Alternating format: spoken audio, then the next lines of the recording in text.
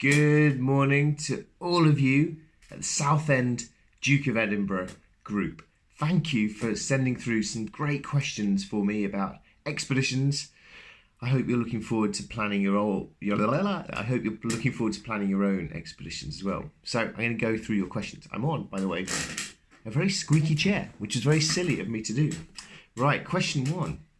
You've taken on some pretty big expeditions and micro-adventures, but where did it all begin? When did you discover you had a taste for adventure? Well, first of all, I have to confess that I didn't do Duke of Edinburgh Gold simply because I was too lazy. So I am really, really impressed with anyone who perseveres through their Duke of Edinburgh. It's a really, really impressive achievement to work through and a brilliant, brilliant starting point into the world of adventures. I was lucky in that my school did quite a lot of expedition, adventure, camping kind of stuff. So I spent quite a lot of time at school being forced to go climb hills and stuff. And some of the times I didn't really like it, but gradually I started to think, this is quite cool. And also it's something that anyone can do. It's not just for the cool kids or the kids who are good at football or the rich kids or the handsome kids. Although obviously I was in that team. But anyone can do this sort of stuff, and that's what I really enjoyed about it. It was just the freedom of being out on adventures, that anyone can do this stuff. It's not expensive, it's not hard to begin, and I just thought, wow, this is a great way to start to explore the world. Why do you think DV is so good? Well, DV is awesome, particularly because I was too lazy to do it, because there's so many different things you have to do, the different skills, the challenges, the community.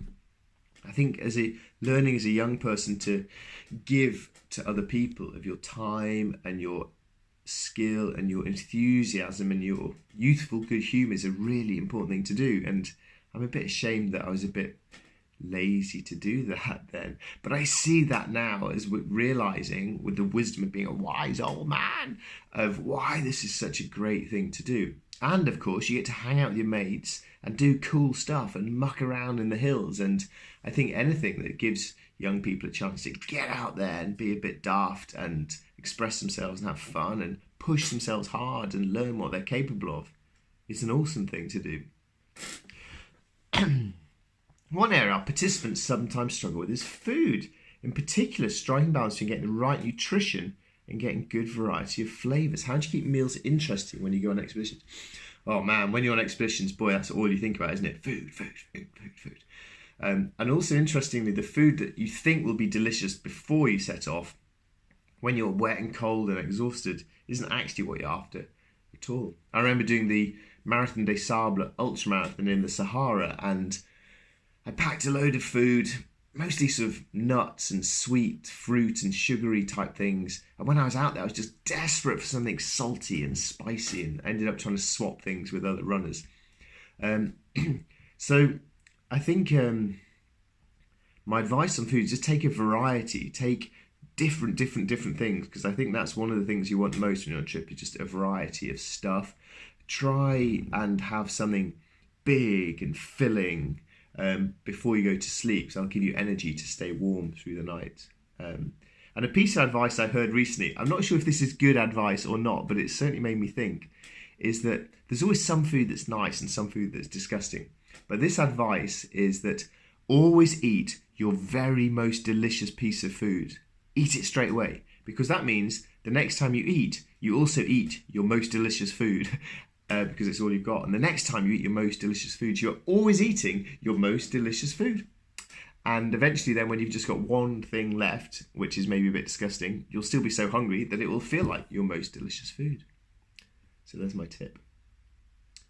When you go on expeditions, do you have kit you can't live without? Oh, a good sleeping mat, a liner for my sleeping bag, so you get an extra bit of warmth, or on hot nights you can have just that to be cool. Some sort of penknife thing is really useful. A diary, a notebook, and a camera, because I want to write stuff down, because even if at the time it doesn't seem that interesting, in the future you will look back and these will be the funniest, happiest memories you've had. So write them down and record them. and take some treat food. Have you ever thought of giving up? Yeah, of course. If you're not thinking of giving up, then you're not on an expedition. You're on a holiday. This is meant to be hard. This is meant to be tough. You're meant to be suffering and a bit miserable and finding it hard. So yes, it's natural to be thinking about giving up. And if you're not thinking that, it doesn't mean that you're a superhero. It just means that you're doing something that's a bit easy. You need a harder trip next time. So you always need to be just thinking, I want to be at home watching TV. But you come to learn over time that if you persevere and keep going, the feeling of getting to the end is so good that it's worth those soggy feet and cold fingers and aching shoulders just for that satisfaction of getting home again. Sitting on the sofa and finally having actually earned the right to relax and watch TV. So it feels grim at the time, it feels great afterwards. It's called Type 2 fun, and Type 2 fun is the best sort of fun of all. Our participants often develop a taste for adventure in the outdoors, but not sure what to do with it after Gold.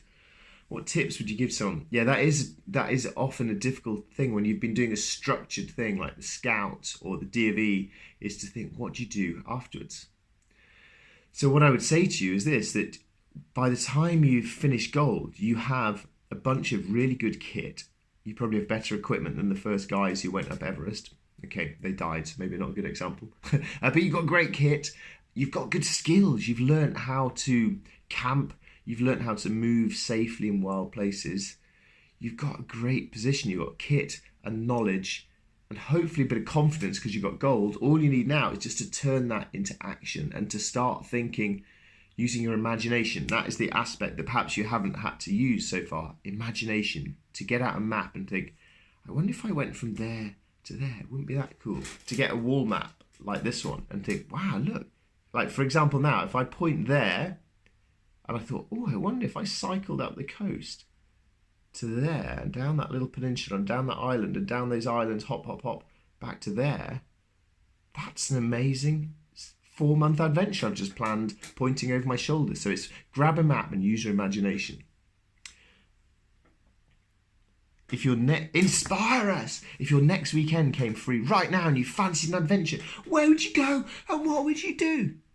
Well, what I would do is not what you would do, because where I live is very different to where you live. So if I had this weekend, what I'd probably do is I'd get a local map of my area, get the Ordnance Survey map, or go on bingmaps.com because you can see the Ordnance Survey view, and I'd look for a town 50 miles away from where I live that I'd never been to.